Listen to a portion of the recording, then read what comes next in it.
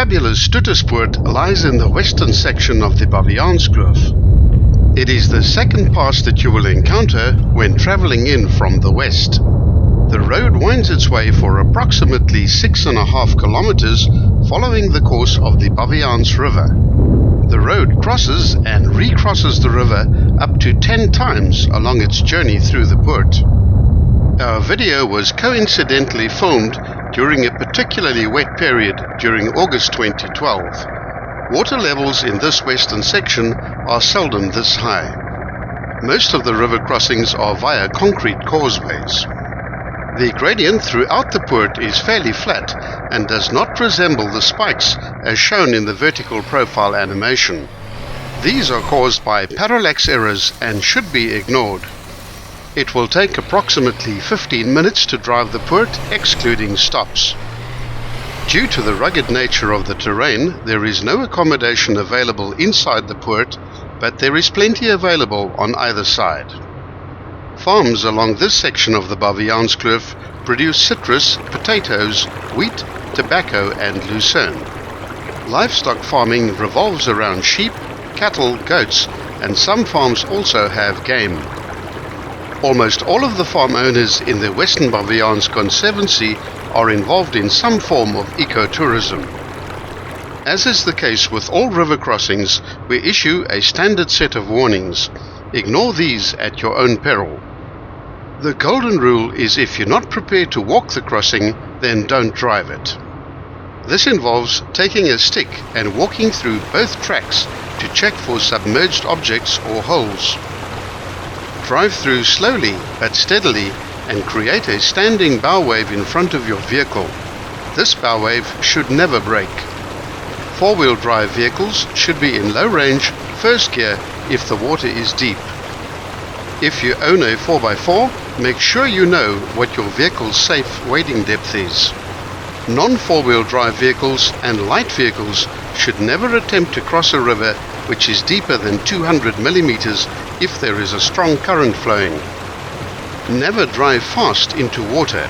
It only takes a small amount of water to penetrate into sensitive electronics and your holiday is over and expensive. Arranging a low-bed recovery vehicle into this remote part of South Africa will set you back many rands. So if in doubt, leave it out. Rather find an alternative route or wait a while for floodwaters to subside. The Studtis Poort is best viewed in the soft light of dusk or dawn. At the eastern end of the Poort, you will find the old police station with its cells and original tobacco drying shed still intact on the Kloof olive farm. Just after the eastern exit of the Poort, you'll also find the only general dealer store with the unusual name of Baviaanskloof. Stop here and step into an old world charm of a country trading store. They also serve light meals and refreshments. The owner of the store is a true Baviaanskloofer and knows everything about the kloof, its history and its people. The Studtis Poort provides access to the final section of the Western Baviaanskloof and the entrance point to the nature reserve where there is a boom controlling access. A permit is required to gain entry into the eastern section, which can be purchased at the control point.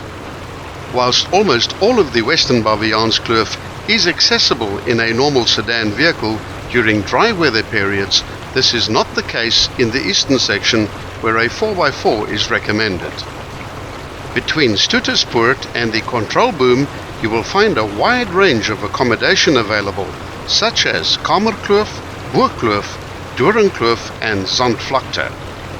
Accommodation ranges from basic camping to 4-star lodges. It should be noted that if water levels are as high as shown in our video, many of the farms will not be accessible in a normal car. It is always advisable to check with your host or Cape Nature before setting off on any journey into the Baviaanskloof. The lower, wetter section is often closed when water levels become too dangerous. A few kilometers after the eastern exit of Studtis Poort, you will see the imposing and modern buildings of the new Studtis police station. It has the largest patrol area in South Africa This is also balanced out with it having the lowest crime rate in South Africa. This video should be viewed in conjunction with the Kloof Pass to gain a complete perspective of what the Western Baviaanskloof has to offer in terms of passes and poorts. The Western Baviaanskloof consists primarily of a number of farms who have all subscribed to the Code of Conduct of the Western Baviaanskloof Conservancy. Almost every farm gate carries the leopard-friendly sign, and there is keen competition amongst the farmers to provide a memorable tourism experience for visitors. Some of the accommodation on offer is quite unique, like the treehouse at Spearcoat Kloof, and of course the Markedaat Caves at Rietrivier provide an unusual experience for any visitor. The farms Uitspan, Duivenkloof and Doringkloof all offer excellent camping facilities on well-grassed sites. Before entering Studtis Poort from the west, you will drive past another unique Baviaanskloof establishment. This is called Vero's Restaurant, which is a joint venture between Baviaans Tourism and a local community family that live in the humble cottage at the roadside. About 5 kilometers to the east of the Zandvlakte farm, you will arrive at the control booms to the main bioreserve.